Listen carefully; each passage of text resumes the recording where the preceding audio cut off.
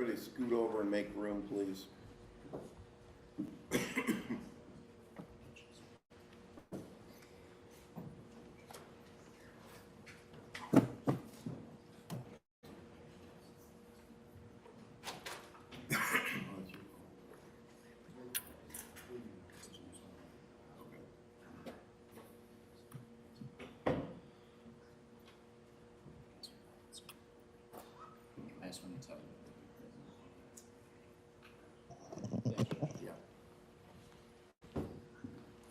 All right, let's get started. So our next case is State of Ohio versus Bryanna Barozzini, 23 CR 1730. We're here today for sentencing. The court's had the benefit of the pre-sentence investigation, sentencing memorandum filed on behalf of the defendant. The court also had the benefit of reviewing exhibits, photographs taken by the detectives, and the video. I spent a fair amount of time reviewing the video last night. So these are the items that I have reviewed and the pre-sentence investigation.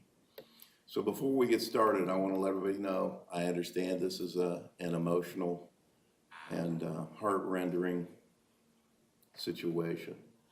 But I do expect decorum. That's why we have the officers here. This is a courtroom. It's not the street. We have rules. If you disobey the rules, you're going out of the courtroom. If you disrupt the proceedings, you can be held in contempt and locked up. I've done it before. I don't want to do that today. Again, I understand this is an emotional situation. I'm going to let you have 5 people instead of the 4 that we generally allow. And whatever presentation you have, we're going to listen to that. We can't have people standing in the courtroom. So, if you're not here for this case, I prefer you to be out in the hallway. Anybody not here for this case? If you're not here for this case, please go in the hallway and make room. Thank you, ma'am. Thank you. Thank you, I appreciate it.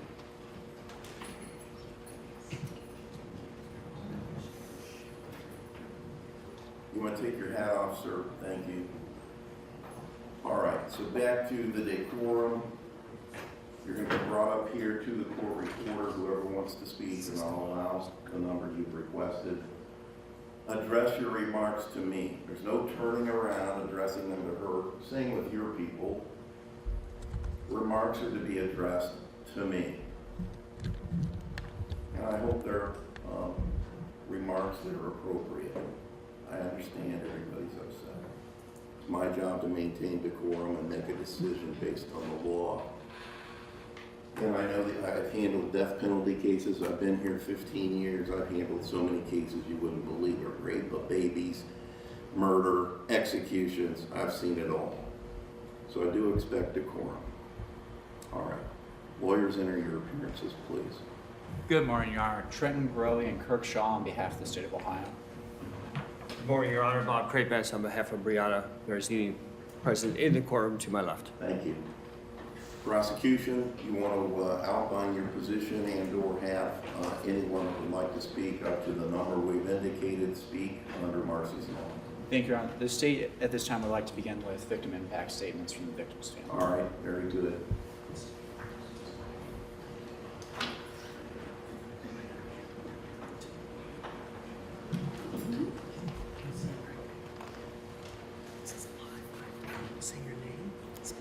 Good morning.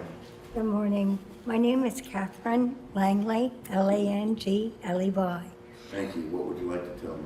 I am Halia's grandmother. Being a witness at the birth of Halia was an honor and has been etched in detail in my memory. I truly believe that was a heavenly gift from God, knowing that Halia's time with us was short. Haley, Halia's mama, had a naming ceremony for her. She placed her precious little baby on her hospital bed and started with names she had considered, and when she said Halia, there was a smile on that sweet baby's face. So that was her name. Halia was involved in ballet, softball, baseball, lacrosse.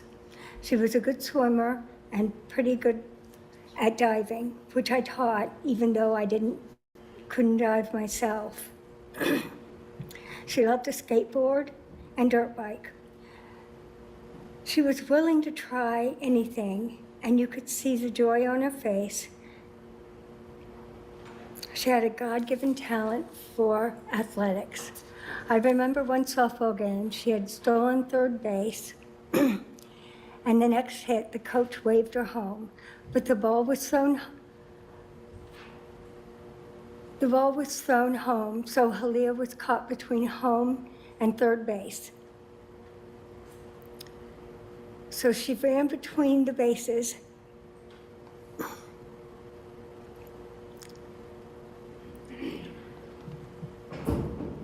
and running between third base and home. She finally made her play and ran and slid home, and she was called safe for the winning run. When she was about 3, she wanted to walk our dog, a playful lab, golden retriever mix. It had snowed about 4 inches. Halia slipped and the dog pulled her along on her tummy, but she never let go of the leash. She came in covered in snow with the biggest smile on her face, thrilled for the ride. She loved it. When my husband and I moved into a new neighborhood, she knew our neighbors before we did. They knew her by name and she knew theirs and how many kids they had. This was part of the message I shared at Halia's celebration of life service, which sounds so absurd since she was only 17. She hadn't even begun to understand what she had to offer this world. Her family and friends didn't even get a chance to watch how far her talents and love for life would take her. She had a singing voice from heaven. Halia and Kaylin, her sister, sang together all the time, and at times, Haley would join them. How amazing they sounded together. Halia would use my phone from time to time and listen to music. I find myself listening to her music. What a cherished gift she had left me. She was an amazing big sister, always taking care and looking after Kaylin. I miss having Halia bouncing in the front door, saying, "Hey, Grams, what's going on? Do you want to go to the dollar store and then Goodwill?" She would rather go there than American Eagle most of the time. Halia was always looking for something special on sale or unique. She always liked Bath & Body Works and, of course, Victoria's Secrets. They say how horrifying it would be to outlive your child. Well, I'm telling you, feeling the grief, suffering the pain of outliving your granddaughter is unbearable. However, for me to witness my child lose her child and to be helpless to help, to witness Haley struggle, trying to get through her day every day, having to choose a casket, what clothes Halia should wear to stay warm, unable to hold a job now because she's unable to concentrate, unable to sleep. Halia is gone. Well, so is Haley and Kaylin, lost in an abyss of depression and desperation, anger, frustration, and confusion. Haley and Kaylin began serving their sentence on 27 March 2023, as have the rest of Halia's loved ones. We haven't gotten over a year reprieve. We don't get a maximum 3-year sentence. Our sentence is a lifelong heartbreak. To know that Halia was alone without family to comfort her, to pray with her, continually burdens my heart. I continually witness Kaylin in her grief, unable to cope with the loss of her sister, confidant, secret keeper, and best friend. Halia was so excited that her aunt was pregnant, but she never got to meet her beautiful, sweet cousin. That is a relationship that was stolen from both of them. Things that Halia will never be able to do. To turn 18, graduate high school, graduate college, buy her first car, vote, get her first apartment, start a career, go on vacation, get married, buy a home, have a child, sing with Kaylin and her mama, share secrets with Kaylin and her mama, share a life with her, Kaylin and her mama, give her sister and her mama hugs and kisses, tell her sister and her mama just how much she loves them, watch her mama grow old and grow old with her sister. Two words that everyone always says is closure and justice. As far as I'm concerned, there is no closure. Our family will forever be brokenhearted. Halia's family has heart pain that will never heal. As for justice here on earth, there are punishments and consequences for your crimes. You committed an unspeakable crime, and for that you deserve to be punished, equal to your crime. While we see that our justice system completely failed in that respect, and shame on you for not standing up and taking accountability for exactly what you did. You intentionally took Halia's life. So justice will be up to Father God alone. You have not taken just one life, but you have killed the lives of generations yet to come. A burden that I will carry to my death will be that Halia was going to come over to my house that evening, but I canceled because I wasn't feeling well. What if only? I am so very sorry, my beloved. I will love you until the end of my days. Love, Grams. Judge, I respectfully ask that you sentence the defendant to the maximum time with no chance of early release. This request is not meant to be vindictive or from a point of vengeance, but fairness. The defendant texted her intentions, which then she followed through, resulting in the murder of my 17-year-old granddaughter. We will never get to hug Halia again, talk to her, share with her, see her smile, hear her voice, hear her sing, and yes, even argue with her. All of this has been forever stolen from us and her. I am a Christian and I am a follower of Jesus. And going through this, I have prayed and prayed and prayed. And through this, I have also heard Halia speaking to me. My name is Halia Culbertson. I was 17 years old on the 27th of March, 2023. I was left on a dirty pavement in the cold and dark, mortally wounded from a knife wound inflicted by my killer. This was no accident. My killer intended on taking my life. Instead of calling for help, my killer fled the scene. Killer went home to hide the knife and shoes splattered with my blood, put the bloody clothes in the washer and got a shower. I couldn't move. I couldn't speak. I could feel myself slipping away. I went from being a normal teenager to fighting for my life. Some people think that this was my fault. I may have made a mistake. If so, I own that. But I didn't deserve this. I had so many plans, so much to live for, so much to do and see. I miss my sister. I love her so much, and she really needed me. I hope the next time something like this happens, the victim won't be blamed for being murdered, while the killer gets a pass. I deserve better. I was just a normal girl trying to find my way. I could have been your sister, your daughter, or even your granddaughter. So please, I know you will do your very best to make sure that my killer is punished for what she did to me. Thank you, Halia.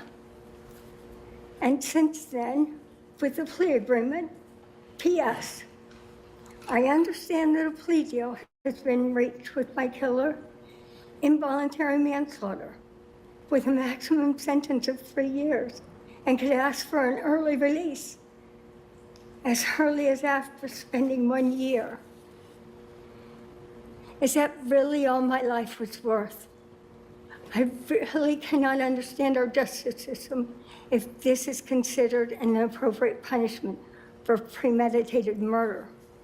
Killer texted that she was going to cut my throat just 1 week prior, and that's exactly what Killer did.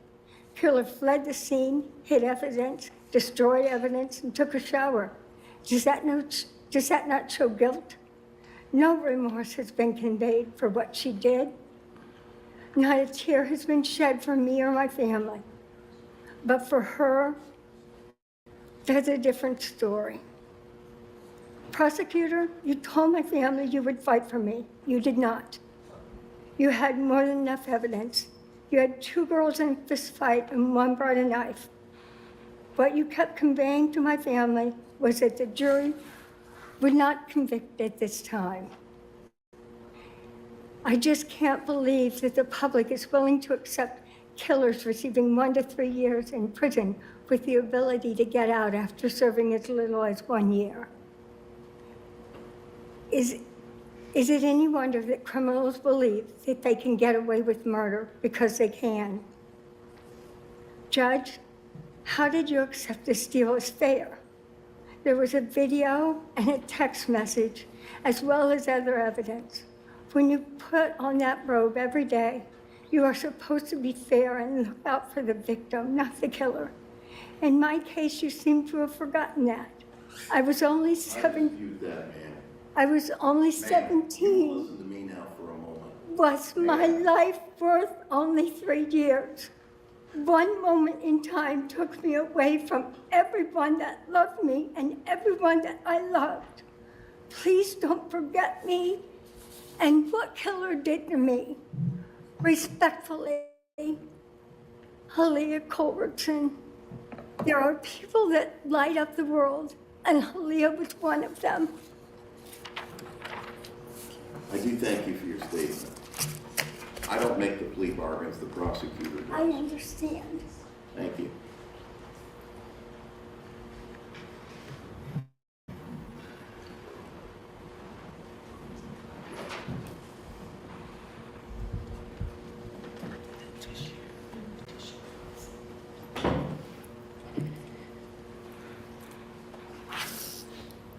Good morning. Spell your last name and what's your relationship to Halia? My name's Mackenzie Adrian, Adrean. Halia was like my little sister and my best friend. Take your time. I've wrote this about 1 million times, and Halia was like a little sister I never had. I loved her like she was my blood. She knew how to laugh and make things seem like they weren't as bad as they really were. She was always there if you needed to talk or to cry or even to scream in a car, to literally any song. She was always that person if she knew that she couldn't defend themselves, if someone couldn't defend themselves, she would stand up and defend them for her friends. As she always wanted to be 18 years old, it was like her goal. When I met her, actually, I didn't know her name for a day. Until the next day she called me and we just called each other Blue and Zuzu. In this disguise Halia used to wear, she used to act like she was not caring, and she would act like nothing ever hurt her, but Halia was that girl who hid behind this mask, and she was sensitive. And her heart was big, and that if someone she loved hurt her feelings, it broke her. She was 17 years old when she lost her life. She had so many things she wanted to do with her life, and when I used to come back over to her family was always there. One of them was always there. We used to just make TikToks with Halia and her little sister, Kaylin. One of my favorite memories of Halia was when we got this cat and we co-parented her. We spent a long time to figure out a real name for her. And that cat Halia's little sister Caitlin now takes care of ever since Halia has been gone. There's been a million things. There's a million things about who Halia was, but in all honesty, if you ever got the chance to meet her, she would have made an impact on anyone's life she ever met. She is the reason I wear a nose ring, have a certain tattoos, think about the world differently. She used to always tell me all the time, let me buy your car. I always say no. And now I've never drove that car since she died. She was the most beautiful person I've ever met. Everything about her, her strengths, her hardships, her sadness, her anger, her soul. She was one in a million. And the reason I wanted to write this, and I wanted to speak, was to tell you who Halia was and my personal feelings towards this whole thing.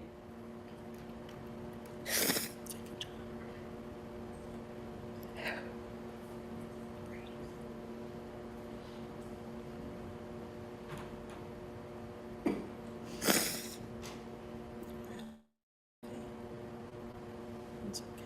Take your time, it's fine.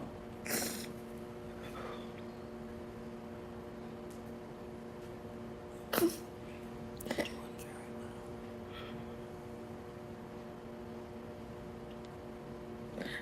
Keep going for her. You're doing your best.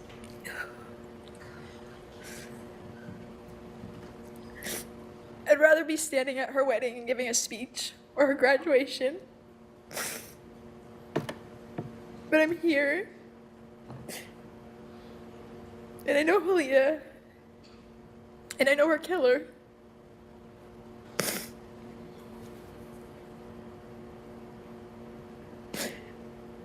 The past 6 years of my life, I've dealt with her killer, her family.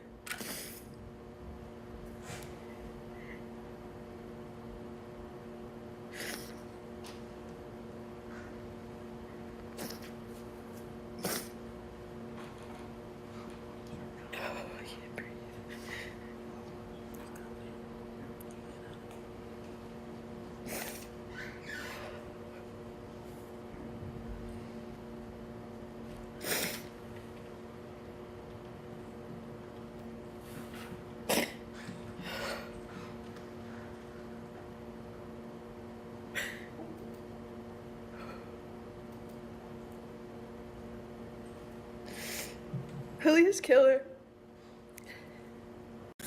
and her family I've dealt for 6 years of my life.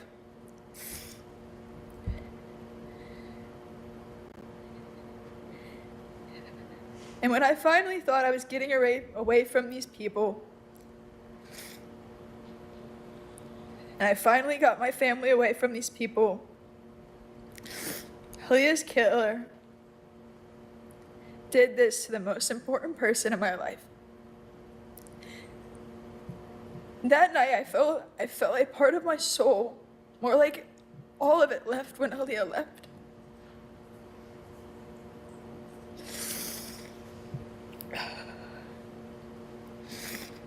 I relived March 27th of 2023 in my head every day. All I see is Halia in my arms, and I'm screaming on the phone with 911 telling them to hurry. Then I wake up and it's 5:30 a.m. in the morning, and it's the next morning, and it was my dream. Every night since I lost her. Halia never got another birthday, or Christmas, or Thanksgiving. No more holidays.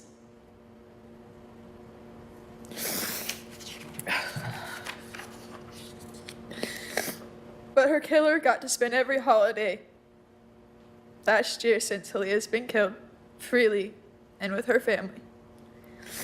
When Halia's family, her whole family, never gets another one. She's forever 17 and that lives in my mind. If anyone ever asked me what kind of people or how I would describe the Barozzinis, I'd say I can't trust them as far as I can throw them.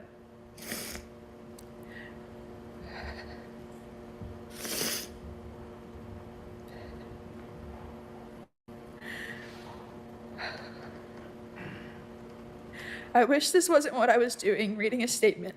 I'd rather be sitting there every day through court and talking on trial a million times and writing and saying my statement to you. I wish I was reading a speech at her wedding, seeing her raise kids, get her nursing degree she always wanted, or even living and talking to her when we get old in a nursing home.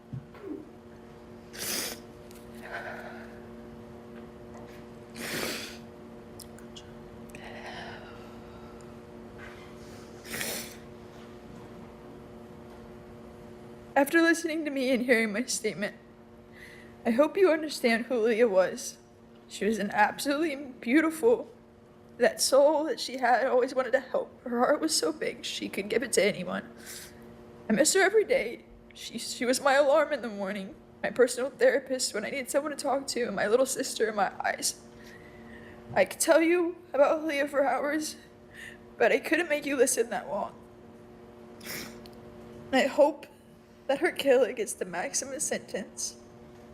I hope you realize or understand someone who Halia really was in this world.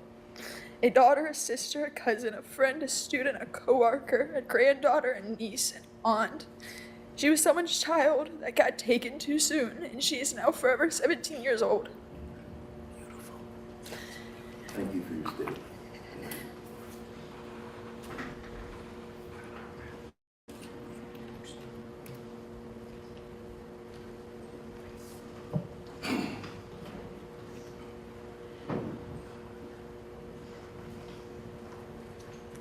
Say your name, spell your last name, and what your relationship is. My name is Halia Culbertson, Culbertson. Your Honor, I would like to tell you about my big sister, Halia. My sister, my protector, my best friend. Halia was a strong-willed woman who struggled in life but never gave up. She worked so hard everywhere she could. She made sure I was always taken care of. She worked nonstop. She always loved keeping herself busy and always made sure to give her all everywhere she could. She was always so determined to have a bright future. She was working towards it every day. I would like to take this time to express the pain and suffering due to the brutal murder of my sister, Halia. I can hardly stand the pain at times. The thought of the last night of her life will be with me always. Halia was the closest person I had by my side and in my circle. She was the kindest, most loving sister I could ever ask for. Throughout my life, I always looked up to Halia. She has been there to share my joy and laughter as much as she has been there to be my shoulder to cry on and pick me up when I was at my worst. Halia had the biggest heart, and no matter what was going on with her, Halia always put others first. She was always helping anyone she could. She had the strongest soul, and she always stood up for everybody, including me. Wherever and whenever anyone needed her, Halia was always one call away. When I would break down anywhere I was, she would always find a way to come get me and cheer me up and tell me not to let this world hurt me. No matter how hard it got, I knew she would always be right by my side to bring my smile back. The very last time I heard my sister's voice was March 26th at 10:50 p.m. I called her just to see what she was up to, and as she picks up the phone, I ask her where she is and who she was with. She laughed and told me she was hanging out at her friend's house. I asked her, no boys, right? She smiled over the phone. I was always making sure she was okay and having a good night, and the last thing I told her was to call me in the morning and stay safe, and that I love her so much. She said, I love you too, sis, and hung up. Little did I know that that would be the very last time I would ever get to hear her voice. A 24-second phone call I never expected to be the last. On March 27th at 12:24 in the morning, my beloved sister was gone. This villain took my sister's life that night, but my sister's life was not the only thing it took. It robbed me of my happiness. It stole my smile. It took the best part of me I will never be able to get back. Because of this, my sister is gone forever, and every time I want to talk to Halia, I have to go sit at a graveyard and talk to her headstone. Wishing I could just hear her voice one more time. I wish I could just wake up and run into her room and lay in her bed and hug her and tell her I love her just one more time. This villain ruined every memory Halia never got to make. Because of this, I never got to watch my sister walk across the stage and graduate high school. Because of this, I never got to see my sister go on to college and get a degree.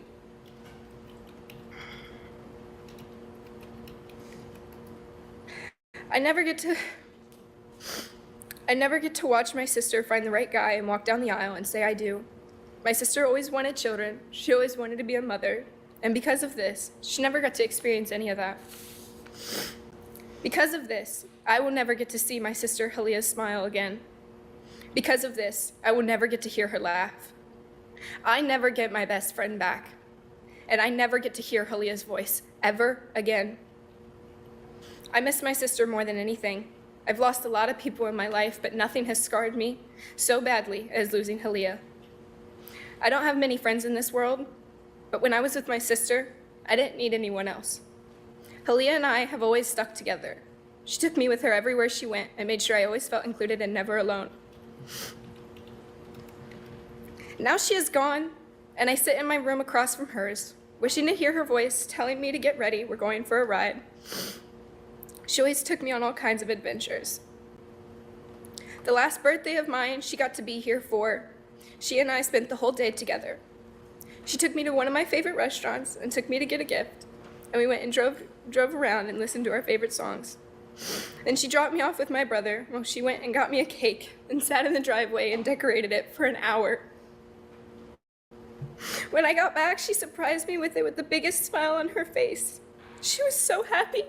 I was so happy. That was the last time my sister got to wish me a happy birthday. Now it's different. It will never be the same. Getting older than my older sister is one of the worst feelings I have to deal with. She deserves to be here. I am lost without her in this world. This villain murdered my sister Halia. This villain took everything away from Halia when it decided to take her life. It took away her dreams. It took away her future. From us, the family left behind, it took away a sister from her loving siblings, a daughter from our caring parents, an aunt from her beloved nieces, and a great friend and a wonderful, talented person, and left our family with the worst feeling we could ever have. This justice system does not make sense to me.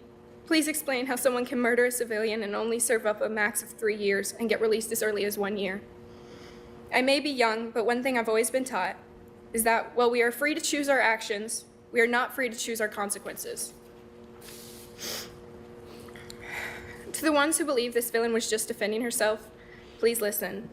This villain had sent out a text a week before she murdered Halia, saying, and I'd quote, "I'd sooner slice Halia's throat if she comes near me again, as well as, excuse my language, I will cut that bitch on my whole family." How could someone be so cruel? How could someone be so vicious? This doesn't sound like someone who could feel remorse. This villain took my sister's life. There is good and evil all over this world, and everyone has a choice to choose between. But that night, this villain chose to be evil. 1 year, 3 months, and 15 days since this villain murdered my sister. And every day I've gone scared for my life because this villain gets to walk freely. Do you know how terrifying it is to be scared wherever you go because this villain and his family could be right near me and I do not know? This is terrifying. Not only that, I will never be able to trust anyone again. This villain, Halia, once called her best friend. Someone who met my whole family and slept in my house. Someone who was supposed to be my sister's best friend stabbed my sister and left her to bleed out. Well, it went home and put its clothes in the washer, hid its bloody shoes and the knife she used to kill Halia, and got in the shower. All while my sister was fending for her life in her last moments. This villain left and didn't even call for help after she committed this crime. How can someone be so inhumane to just take somebody's life and leave them to bleed, to go home and wash off her blood? Halia is now 6 feet underground forever. She never gets to come back. Don't do something permanently stupid just because you're temporarily upset. This is the cruel world I have to grow up in. This is the world where I know every day my sister's killer gets to walk free with nothing but a slap on her wrist. I am more than outraged and heartbroken. I will live the rest of my life in this nightmare waiting to wake up and my sister still be here. But all I can do is let you hear my words and be the voice for my sister since this villain took Halia's. Our choices determine our direction in life. But if we do not own this fact, we do not know where we are going. And when we resent where we end up, and we resent where we end up as if it were someone else's fault. Halia deserves justice. We will never get Halia back. This villain should feel disgusted with itself.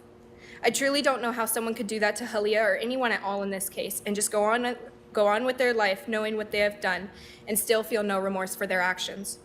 Your Honor, now over a year later, I ask this court to consider a magnitude and impact of this crime against Halia.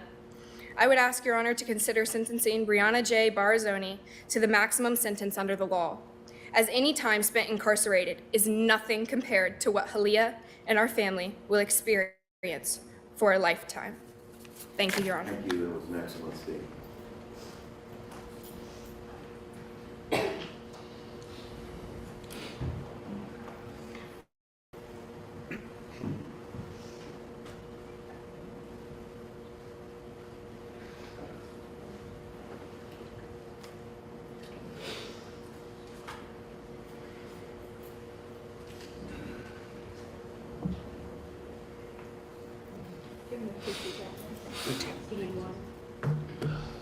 Do you need water? Please.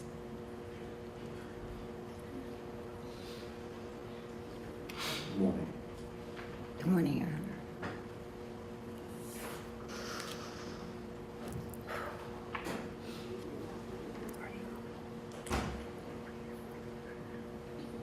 Yes. Do you want the judge to submit?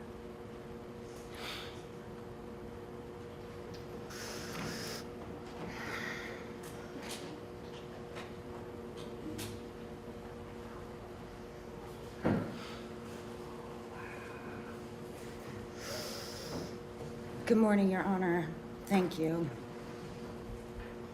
1 year, 3 months, 15 days. 15 months, 15 days. 67.4 weeks. 472 days. 11,328 hours. That's how long Halia's been gone. But who's counting? Today is the day. Today is the day. Thank you, Your Honor. I must first express my personal discomfort and distress over the decision to live stream the court proceedings. It's not being live streamed right now. Previously, It was previously.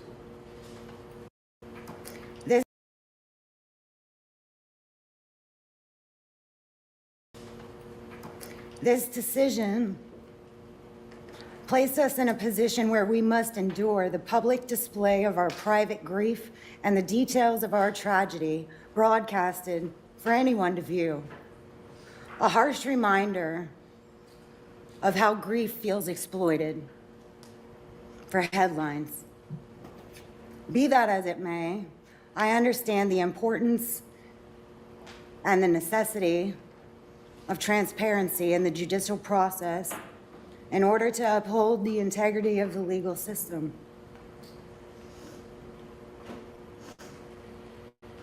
I ask that you just use discretion for my family, for the things that I've been surprised with today that will be shown. I stand before you to convey the profound and devastating impact with a heavy heart, with grief, and a soul burdened by an unimaginable loss of my beloved firstborn daughter, who was taken from us in an intended act of violence. The pain of losing a child is indescribable. It's a constant ache in my heart, a knot in my stomach that never loosens. But despite my overwhelming grief, my role as a wife and a mother demanded that I become a rock for my family. From the moment that we received the devastating news, I found myself thrust into a whirlwind of emotions, shock, and so many new unknown responsibilities. Because in the wake of tragedy, a mother must summon the courage to face practical challenges that no parent should have to confront. Identifying and preparing your child's lifeless body, planning a funeral, Planning a funeral for our daughter felt so surreal.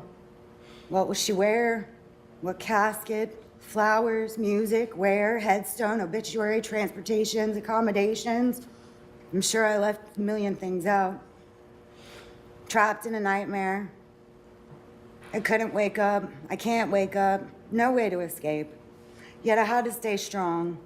Strong for my husband crumbling under the weight of the grief, and strong for our children who were trying to understand, trying to make sense of losing their sister. Supporting my family through their grief became my sole purpose. I listened to their cries. I held them close as they cried and screamed, and tried to answer the unanswerable questions about why this happened. Every day a struggle to keep going, to find some sense of normalcy amidst the chaos of loss and mourning. Our daughter was not just a child lost. She was light and love that brightened the lives of everyone around her. Her laughter, her dreams, her imaginations, the stories she could tell, and her boundless kindness were all taken from us in a moment of violence. Our hearts ache with an emptiness that no words can truly express, knowing that she will never get to experience the future she fully deserves. Our family's been robbed of the joy of watching our child grow, learn, thrive, achieve milestones, and embark on her journey into adulthood. Brothers and sisters, cousins and nieces, friends, loved ones lose not only a best friend, but a lifelong bond and future shared memories they can no longer fulfill together. The pain of losing a child reverberates through like a systemic wave of sorrow and constant disbelief. There's a silence. It echoes now in our home, in our hearts, infiltrating every aspect of our daily lives. Sleepless nights, haunted by dreams, unanswered questions. Dreams unfulfilled become the new norm. Trust and safety and security is shattered, replaced by fear, vulnerability. It is a pain that permeates every aspect of our existence, a constant reminder of what we have lost and what could have been. What have you done in the last 472 days? Have any of you counted them? Have you lost track of them? Have you celebrated them with people you love? Have you sat quietly by a stone while hoping your angels were watching from up above? Have you made any change in your life to be better than at least the day before? Or have you given up, checked out, no point in playing life anymore? 472 days ago, time marked. Before this, after this. New words given to the grieving. Moving forward. The day you realize moving forward is forever different. Each day now becomes a blessing and a curse. Blessed to see the last 472 days, breathe the air, to go on living. Cursed to go on with the most important family member missing, Halia, my firstborn. I taught my family love because that's what was taught to me. We teach and love our family unconditionally. Halia took that love to share with the world. Life was her adventure every day. Every day, something new, something amazing. She wanted to go everywhere, do everything. She just couldn't wait. In the midst of our grief, we were forced to face a justice system that seemed to overlook the true gravity of the tragedy, or attempt to even fight for it. Every attempt to convey our feelings, maybe they heard it, however, ignored it. No plea, no deal, not fair. Go to trial, bring light. I want the facts even when they suck. Thoughts become your words, become your actions. We've gone over this. A plea deal to the person that took her life, someone who had already expressed their intent. It feels like a betrayal of my daughter's memory and the justice that she was promised. How can a plea deal for involuntary manslaughter be enough for someone who sends out threats and acted with deliberate intent. Intention seems to be the key. If you saw the text messages,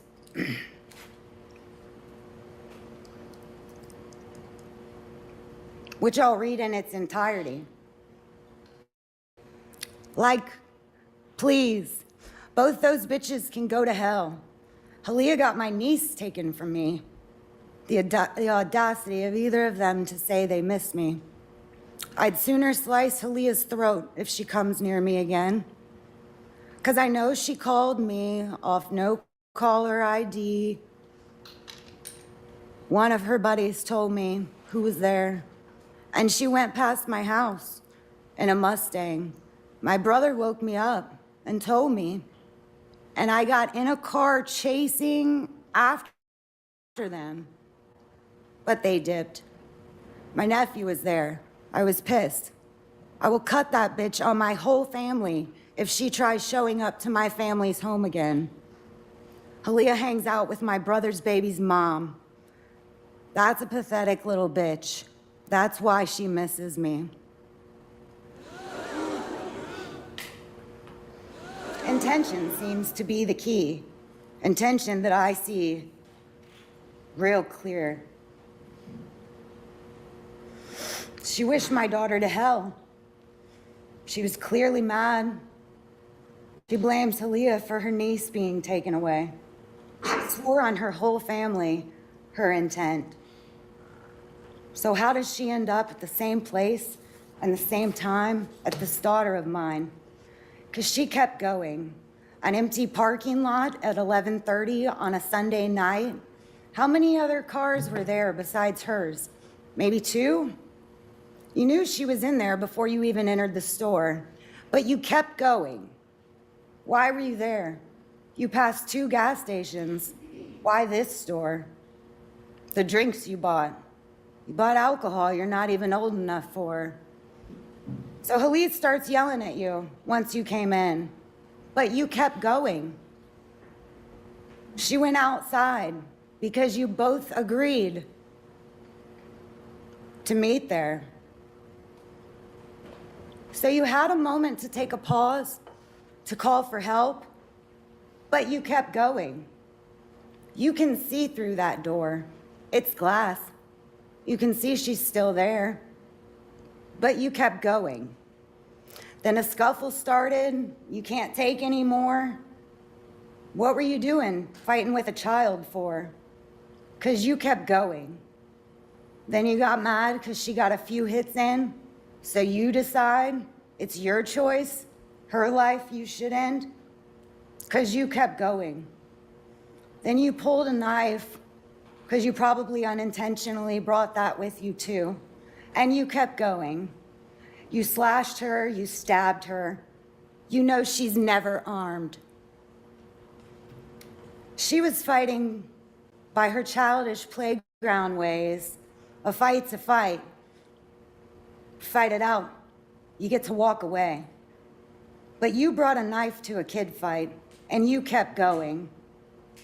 Eiad drove you there and drove you away. You called no one to tell them that someone needs help. Nah, give her time to bleed out, because you kept going. You kept going all the way home to quickly get out of those blood-stained clothes. Wash them. With what intention? You kept going. The shoes, what did you do? You hid them. With what intention? You kept going. The knife, you brought that back too. You hid it. With what intention? You kept going. While Halia was gasping for her last breaths, you left her to die so you could intentionally hide. Mugshots posted, no marks, no black eyes, not even a bruise. But you have now done what you intended to do. And while you're on your overnight, you tell them you would do it again. Your thoughts become your words become your actions. I've read every comment they tell you not to. I've talked to the whole world about what to do. I've watched the videos, I've read every text. I listened to the 911 call.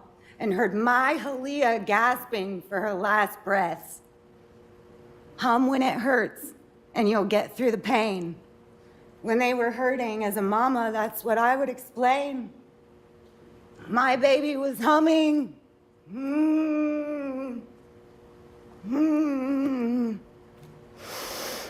Kenzie called out to 911 for help. Stabbed just above the heart, not in the neck. Bleeding internally. That's how my baby went to heaven, you see. They came and they drove her to Riverside, but wait, why? St. Anne's is so much closer. None of it makes sense to me. They took her away before I could see her. None of that makes sense to me. They autopsied when I said no. No one is listening to me. Today is the day you hear me speak. Your Honor, as we gather here today to seek justice for our daughter, I need to remind everyone that this was not just the tragic death of a child. It was a heartbreaking betrayal of a young life taken by someone who was once a best friend. My daughter was not killed by a faceless stranger, but by a person who was once trusted and loved, a friend who knew her, understood her, shared countless moments of her life. This betrayal makes the loss even more profound, as it was not an random act of violence, but a calculated decision made by someone who was supposed to protect and cherish her. This is not just a matter of justice for a victim. It's about recognizing the deep personal breach of trust, the devastating impact that such a loss has on a family.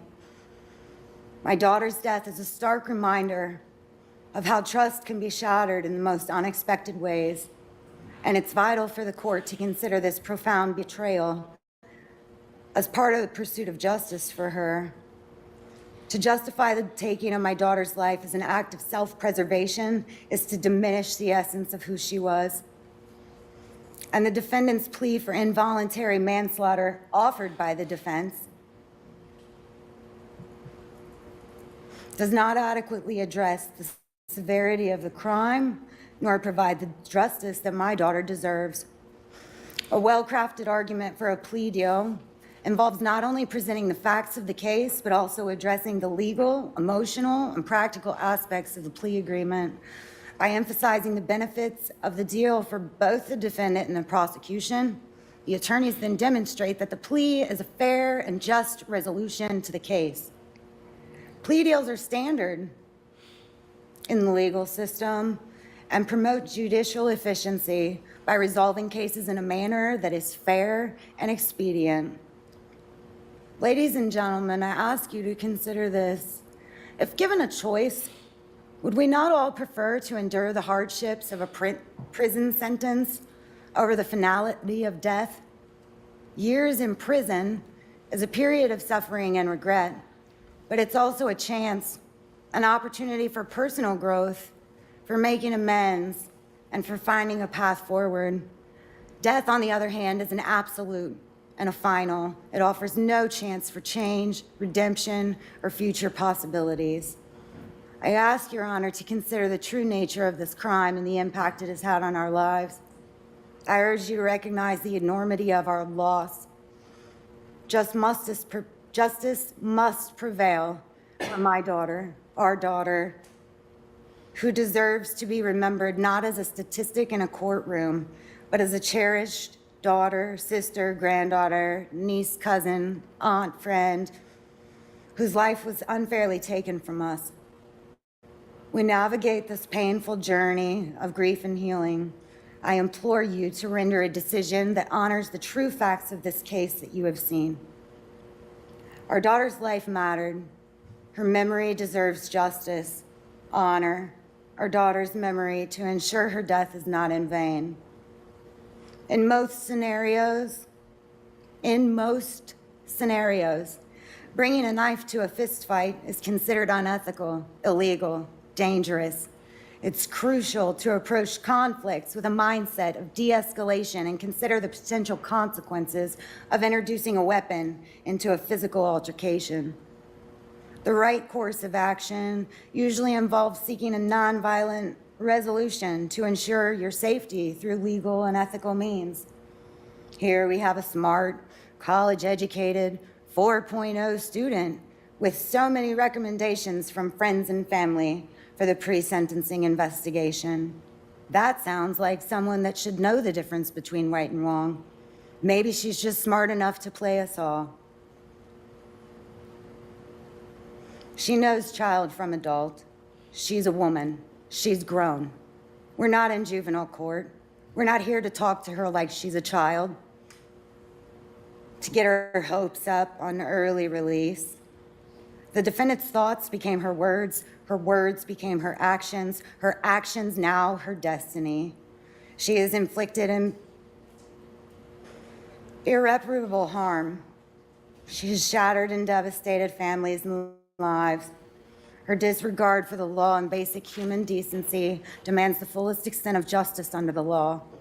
I implore Your Honor to impose the maximum sentence allowable, so those that affected may be able to feel some kind of safety walking around, especially my youngest daughter. In the end, Bryanna, you and God know the truth. I hope you can make peace there. Thank you, Your Honor. Thank you for your statement.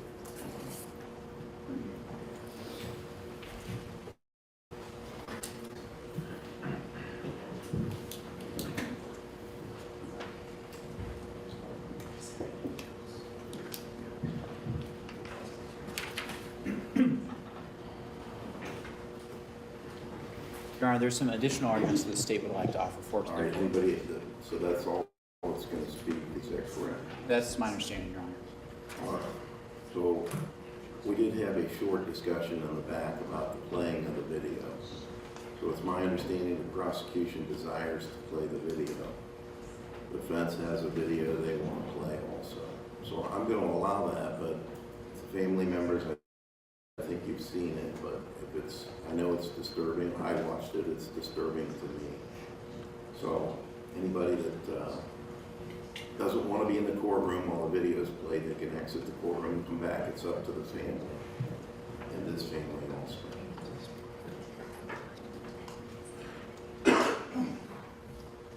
So is this what computer are we on right now? Mr. Crapence's computer has all the See if exhibits. we can move over. No, Judge, I'm gonna play it from here. We've agreed. Oh, All the okay. videos are on one flash drive, so if we keep it here, I'll go ahead and whenever the state's ready, you start it. Thank you. All right. And it's your desire to play the video, correct? It is, Your Honor. Not quite at this point in time, but it is my desire to play. All right, go ahead. Thank you, Judge. Your Honor, this is a case of tragedy. Tragedy that resulted in the killing of a young woman named Halia Culbertson. Halia was 17 years old at the time of her death. Your Honor, this tragic killing is a direct result of rage. To put it plainly, Bryanna Barozzini stabbed Halia Culbertson because she was angry. There is no doubt that Bryanna Barozzini's actions on March 26th of 2023 were provoked by Halia Culbertson. Halia wanted to engage in a fistfight with Bryanna.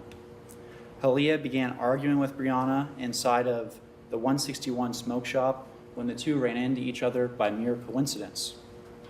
Halia challenged Bryanna to a fight.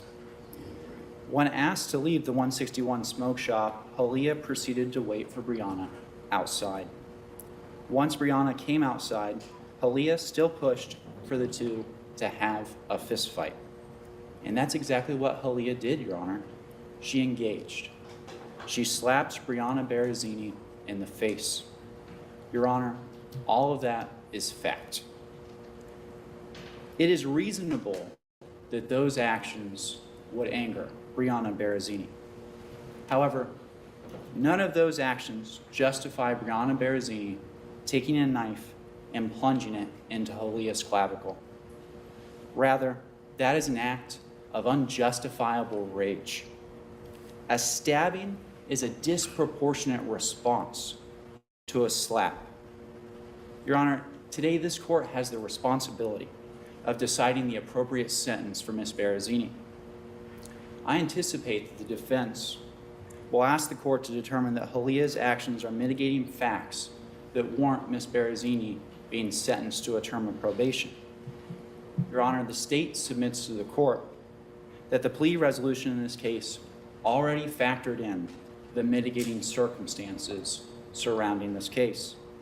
The unjustified killing of Halia Culbertson warrants the maximum prison sentence allowed by law. Your Honor, you've already heard from the family of the victim.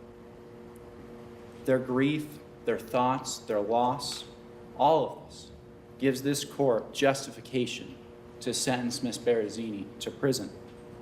However, there are a few substantive points that I would like to draw to the court's attention.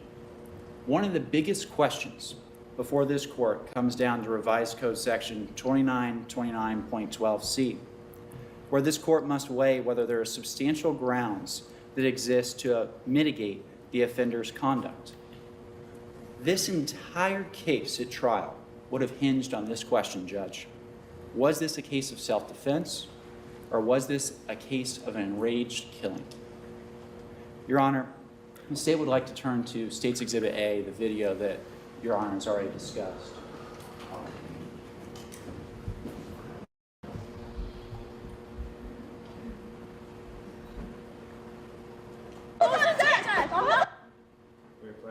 Go ahead, Bob. Thank you.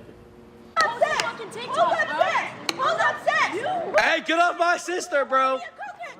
Get off my sister. Hey, if you touch my sister, girl, I'm gonna have to put my phone down, bro. Halia, crunch her ass to get it over with, bro. Crunch her ass to get it over with, Halia. Yeah, crunch her ass, Halia. Crunch her ass, Halia. Crunch her ass, Halia. Crunch her ass, Halia. Fuck her up. What's up, bitch? You better get your girl before she get fucked up even more. You just leaked her ass. Thank you, Mr. Cravens. That's my granddaughter. Your Honor, there are a few points that I would like to make after watching State's Exhibit A, and a few comments in the pre-sentence investigation that I think demonstrates why this is an appropriate prison case.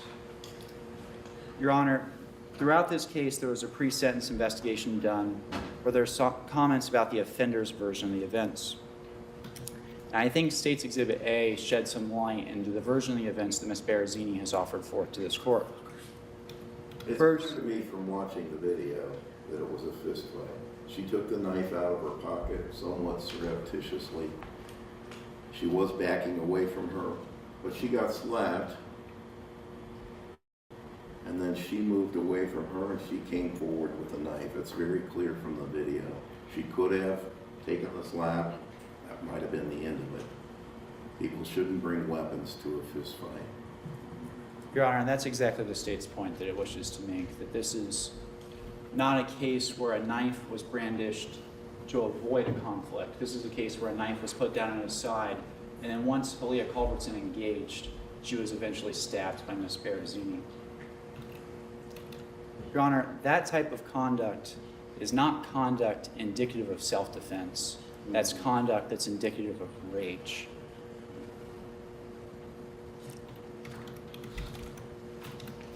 Your Honor, there's been some comments about text messages that were sent in this case, and I think that it's important to know what the state thinks that the text messages demonstrate throughout this case.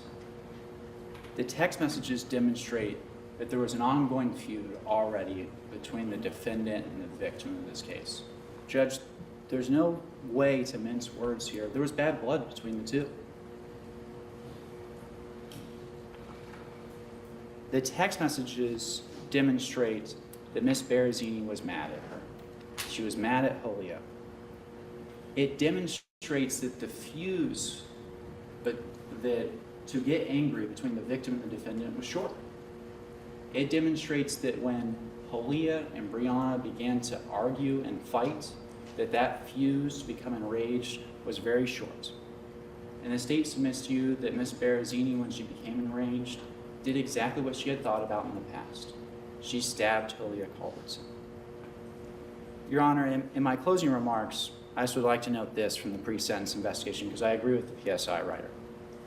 The PSI writer writes that there was an accountable attitude towards the incident offense expressed by the offender. Unfortunately, she has a tendency to assume victim stance by focusing on the alleged actions of the victim rather than her own. Your Honor, I think that that's an articulate summation of what happened in this case. Your Honor, the purposes of felony sentencing, as you know, are to protect the public from future crime by the offender, to punish the offender, and to promote effective rehabilitation of the offender. Those overriding principles in this case demand prison. Your Honor, the state asked this court to give Ms. Barozzini the maximum potential prison sentence allowed by law. Thank you. Thank you. All right, we'll hear from the defense in mitigation. Your Honor, thank you. I have submitted a sentencing memorandum wherein I address all of the factors I believe the court must consider in deciding whether this case is one that is more serious or less serious, whether recidivism is more likely or less likely. And in my memorandum, I've encouraged the court to come to the conclusion that although this is a serious offense, that this particular form of the offense is less serious compared to other forms of the same offense. I don't by any means want to minimize the effect that this has had on Ms. Culbertson, her family and friends. I appreciate their being here today and the opportunity they had to address the court. I will not repeat or review those factors. I think the memorandum was sufficient. Additionally, I did attach letters of support from family and friends of Bryanna, and again, I won't present that for a second time here in the courtroom. I do think the record should reflect we have read the pre-sentence investigation. We find it generally to be accurate. We do have some dispute, however, with the section entitled The Details of the Incident Offense, recognizing that the PSI writer merely took the summary from the Columbus Police Department's investigative summary and basically repeated it here, but there are some factors I think that we would like to highlight. This summary, and I think that some people have inferred or implied or maybe out and out said that there was a challenge to fight that was from Halia to Bryanna, and that challenge was accepted, and that this was somehow mutual combat. But Your Honor, I would suggest that that is not so. What I'd like to do is present, if I may, some security video that shows from the store kind of what happened right outside the store. And for the record, if it's all right, I'm going to fast forward this to, well, I guess we're pretty close to there. I apologize, 24:45 as the timer's on the upper right-hand side. Back up just a smidgen, I apologize.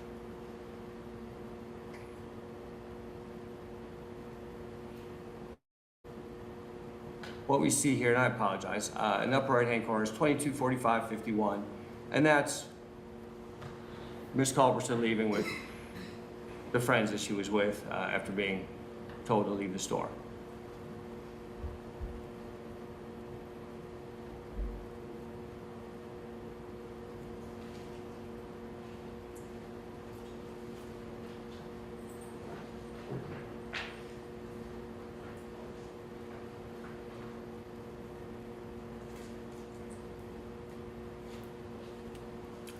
Now, Your Honor, I'm going to fast forward this, because there's a period of time, to 48.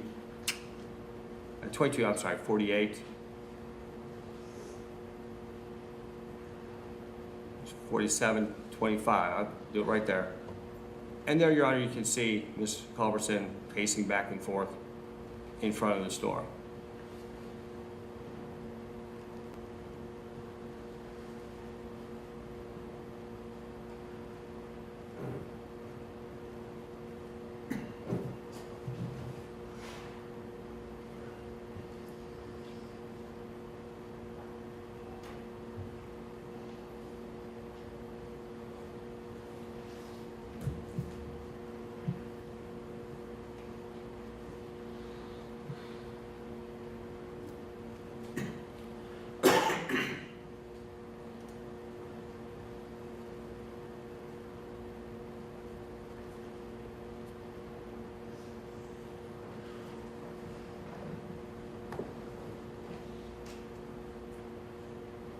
there, 22:48 and 24 seconds is when Bryanna and her friend exit the store.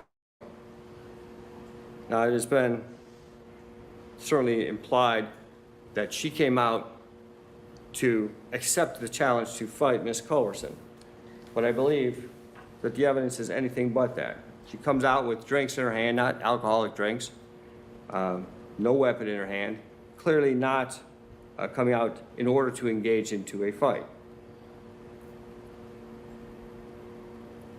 Further, as I play this video a little further, we see that she and her boyfriend take a direct path to the car in which they had come.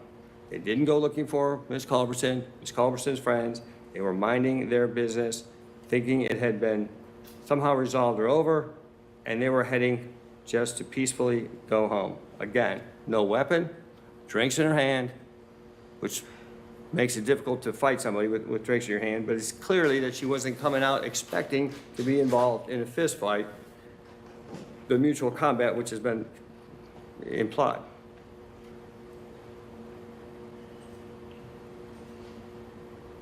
And then you can see that Ms. Culbertson approaches from what on this video is from the left.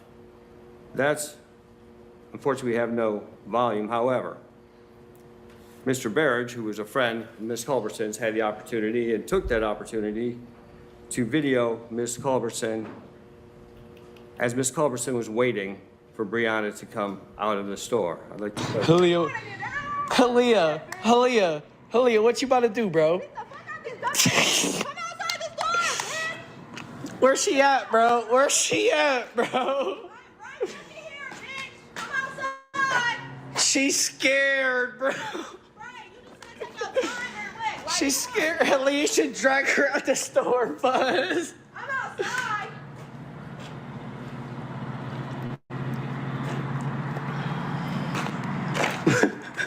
Like what, bitch? No, we waiting right here till you get your ones. I've been waiting to see her ass get beat for a minute, bro. Talking about cocaine. Who is sitting there doing cocaine? You know, what that clearly shows is Halia. there's a significant period of time when Ms. Culbertson is waiting. Ms. Bryanna comes out with drinks in her hand. There is a glass door, but there's posters or pictures or whatever covering that. I think it aptly disputes the fact that this was a mutual combat. Let's get into a fist fight, and then fist fight got out of hand. And at that time, Bryanna had pulled a knife. In watching and reviewing the video that was played about the actual event a little while ago, and I had mentioned in the sentencing memorandum, I had counted no less than 30 steps that my client took backwards. She pulled a knife from her pocket and took 15 more steps backwards away from Ms. Culbertson. She didn't want to engage at all. This was more an assault on behalf of Ms. Culbertson than a mutual fist fight. And at the time, as Mr. Barrett said, she's afraid. She was in fear, and she was absolutely afraid. When her friend tried to jump in and help, Mr. Barrett threatened him. You know, where's Mr. Barrage? He should have been charged. He encouraged all this, yeah. Sit down. Nobody stopped it. And there were people there that could have said, hey, you're my best friend. You don't need to do this. Let's stop it. Stop. They could have stopped it at any time, and nobody did. Instead, they videoed it for content to post later and be funny or famous. And they did so knowing that an assault was going to take place. And that probably should anger us more than almost anything else. But that said, as I've mentioned, she was in fear. She was backing up. The evidence is clear that at the time after she was slapped, now don't forget that she had been pushed first and threatened and slapped, and then she went forward and lunged at Ms. Culbertson. And for that, Well, this is the reason we have a plea bargain, is because of all this. But your client, no doubt, approached her with a knife after being slapped. like When hundreds of, Halia was moving away from her. at And that's that, why we have this plea bargain, and that's why it was pled the way that it was pled. Your client, I agree, it didn't instigate it, but once it started, it was a fist fight. well, So, But- and then she pursued her and stabbed her. We don't disagree with that. At the moment of stabbing, she was approaching Ms. Culbertson, who was backing up at that moment. Definitely. The fight, however, or the struggle, whatever, how you want to call it, continued after that with, of course, Ms. Culbertson continuing to beat Bryanna. But all that said, yes, I 100% agree that that is why this was pled the way it was. There was certainly sufficient indicia of self-defense where a jury may well have found that she was not at fault of creating the situation, did not use unreasonable force, was in reasonable and honest fear of imminent serious bodily harm or death. And that is why it was pled the way it was, because there was certainly an opportunity to present that. But the fact that we did not present that to a jury does not mean that the court should not count that toward the mitigation and the mitigating circumstances in this case. So appreciate that, Your Honor. Everything else, Your Honor, I've mentioned in the sentencing memorandum, with the exception of one thing I would like to add.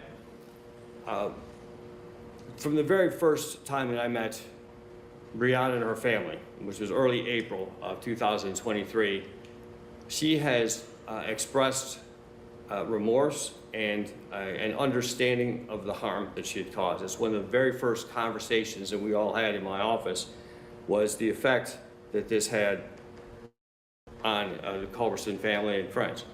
And I know that there has not been an opportunity for her to send a letter or apologize or try to even explain what happened that night, because I made it clear to everybody they should have no contact. We didn't want to make things worse. So for that, was my decision, and my client was following my directions in that. Your Honor, as I suggested in the sentencing memorandum, we believe that a period of community control would be appropriate based on the specific factors and circumstances of this case. Thank you. Thank you. You have the right to make a statement. It's up to you. You don't have to. It's up to you.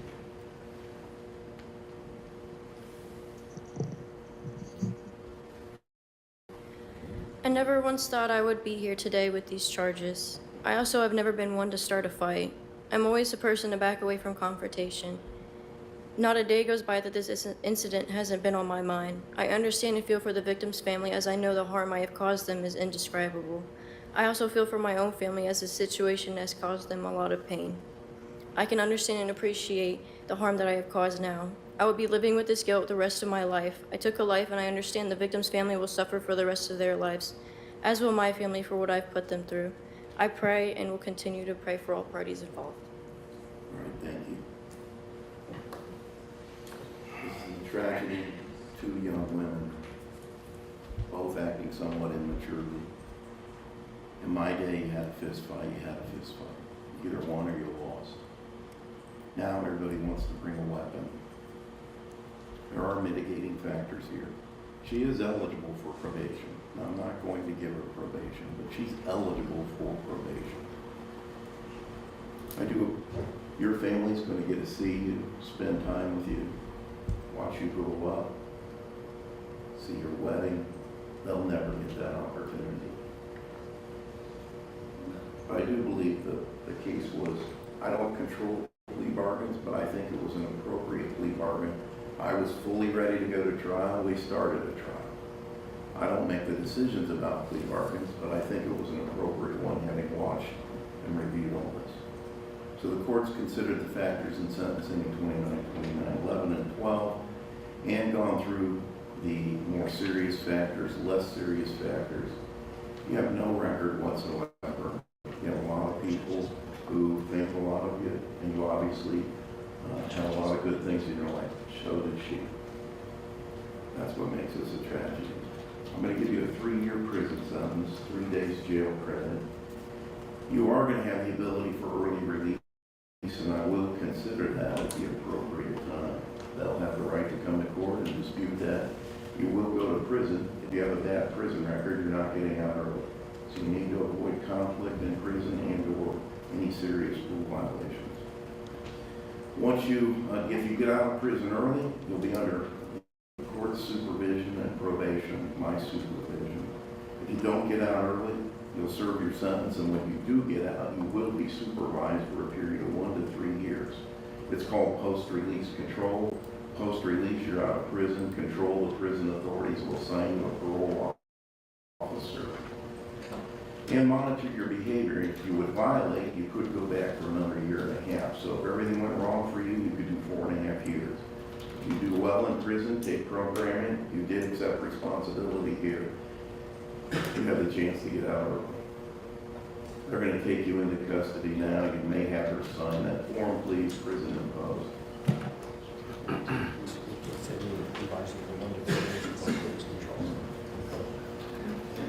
Your Honor, would you waive the fine and court costs? Fines and court costs are waived. Thank you. The weapon will be confiscated and destroyed.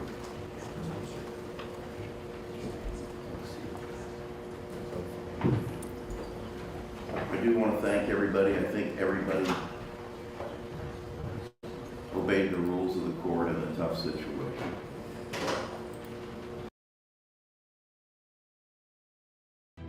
On Prime Crime. Tell me exactly what happened. I just walked in and she's laying on the bathroom floor and there's blood everywhere. A young woman is murdered in cold blood, putting a nation on high alert. Everything seems normal and fine, but that's the last person she was seen with.